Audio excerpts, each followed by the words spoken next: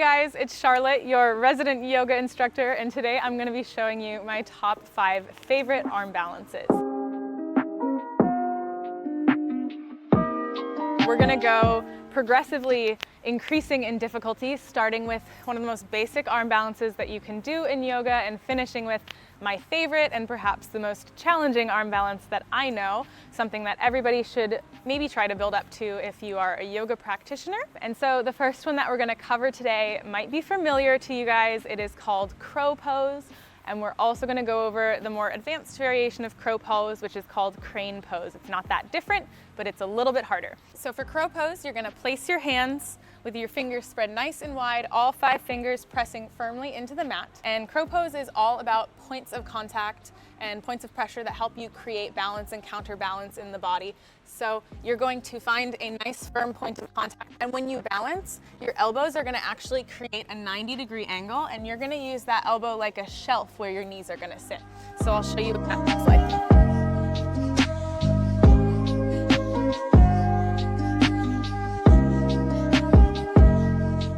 There you go. And it can be a little bit challenging at first to find that elbow shelf. You're gonna feel like you might face plant, and you know you're doing it right if you do face plant the first couple of times, because you really should be tipping that far forward. So now I'm gonna show you the more advanced variation of crow pose, which is crane pose.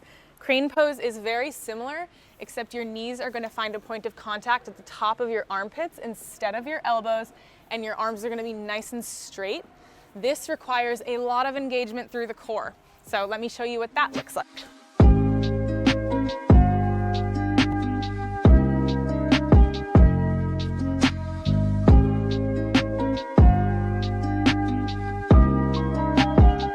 Whew, there you go, that was crane pose. So crow and crane, 2 of the most basic yoga arm balances that you will practice in the beginning of your yoga practice or almost in any basic vinyasa class. All right, time to move on to the next one. And this pose is pretty unique, but I think we can manage. It's called firefly or titibhasana in Sanskrit. And you're gonna manage this one by sitting on your butt and bringing your knees nice and close to your armpits. And you're gonna send your torso forward and try to get your shoulders underneath your legs as best you can. You're not gonna get them all the way there, so don't worry about that. Okay, once you have your shoulders underneath your legs and you're like this little pretzel, you're gonna put your hands down and we're gonna push up, lift our butt off the ground, engage our core, and then once we're up there nice and steady, straighten the legs.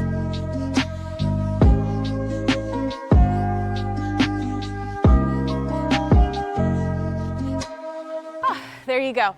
That one requires a lot of hip flexibility and a lot of interior lift through the lower core. It's pretty hard, but firefly is a fun one. It's one of my favorite poses. Our next pose is a bit of a challenge because it's a little bit of a bind with the body. It's called 8-angle pose. And that's because it kind of looks like an 8 once you finally reach it. So this one you're gonna prep for by sitting. You're gonna first want to choose your more flexible leg to start beginning to practice this pose. And whichever leg is more flexible, you're gonna sit it with the foot planted down and your knee up. And then the opposing hip is going to take precedent and sit nice and firm on the mat. Once you have this position and your hip is nice and steady there, you're gonna lift that leg that you found to be more flexible, grab the outside of the foot and send that shoulder underneath the leg. You can hit this scale pose for a second really quick. Place it down, and the foot of the non-dominant leg is going to hook around the foot that was on top. And you're gonna lean forward and send the legs out to the side. You can see it kind of looks like an 8. Woo. And that was 8-angle pose. Like I said, it's a bit of a bind. That's kind of an advanced one, so we're moving up in difficulty. All right, next pose, we're really getting to some serious arm balances. You're not gonna have any points of contact with the legs here. This is just balancing on the arms. This one is forearm stand. Forearm stand is a precedent to working on handstand. And a little hint, handstand is gonna be our last pose of the day. It's my personal favorite, but we gotta get through forearm stand first, so here we go. Forearm stand requires a lot of flexibility in the shoulder girdle. So you see a lot of people with like closed shoulders. That's really hard for forearm stand, and it's really hard for handstand. When you're prepping for forearm or handstand, you wanna work on creating one straight line of engagement from your elbow all the way to your hip.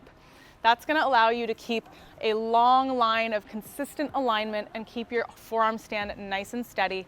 You're gonna prep for forearm stand by putting your forearms shoulder distance apart.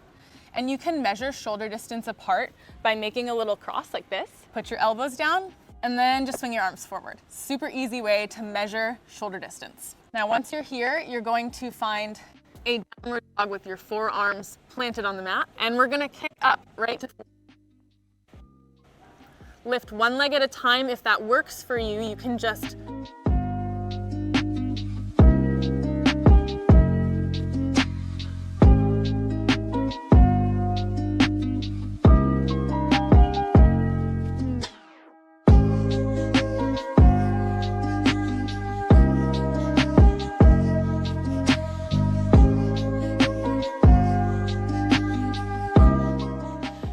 on grass, I will say. If you can, find a nice steady surface with a firm mat to keep a level surface underneath your forearms. As you get better, you can make forearm stand more challenging by doing variations with the legs while you're up there. All right, now the piece de la résistance, handstand, my favorite pose, at least my favorite that I'm working on right now. I love balancing in handstand. Handstand is challenging, so if you're just beginning to practice it, make sure you use a wall, don't push yourself too hard, and take the advice of a seasoned teacher, practitioner, and always use a spot if you've never done it before. Have a friend near you to help you if you are kicking up to handstand for the first time. I practice handstand a lot, so I'm confident doing a standalone independent handstand in the center of a yard, room, yoga studio, etc. So I'm going to show you how to get into handstand. Just like forearm stand, you're going to place your hands shoulder width distance apart. So with your hands planted firmly on the mat, there's a couple ways you can get up into handstand. I'm gonna show you what looks a little bit like a press by lifting one leg up, keeping it lifted, and then kicking the other leg up from there. This requires, again, a lot of flexibility in the hips. So this is like a standing split position. So if you're practicing standing splits, you can do a couple squat lifts like this and just get that hip flexibility nice and warmed up, kind of increase the flexibility in the hips before you kick up to handstand. So starting in standing splits, I'm going to kick my second leg up to meet my raised leg with as little movement in the body as possible.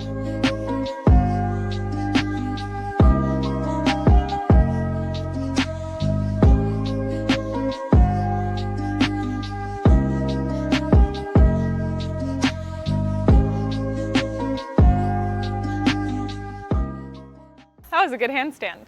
I will say it is a little bit harder on grass or an unlevel surface than it would be in a yoga studio. And if you've never practiced handstand before or you're not confident in your standalone handstand, always practice up against a wall with a spot or with a teacher present, and make sure you have a little bit of practice with headstand or forearm stand first. Wherever you are in your yoga journey and your journey with arm balances, make sure you're having a great time and always listen to your body. I hope you've learned something interesting about my 5 favorite arm balances today. Again, my name is Charlotte, Coco Yogi on all socials. Make sure you check out my main OnlyFans page and chat with me there. And thanks again for watching. Bye.